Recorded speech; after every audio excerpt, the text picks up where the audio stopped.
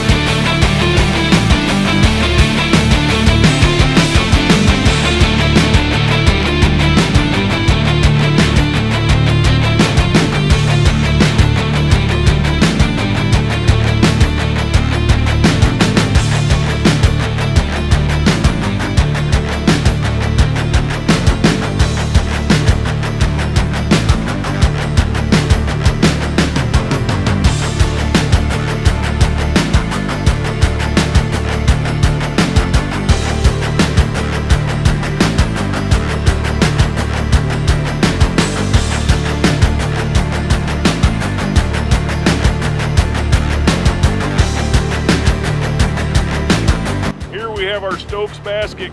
You can set right here, work with the patient. You can hold C-spine or whatever you may need to do, but it makes it safe to haul somebody out from a farming accident or maybe a hunting accident.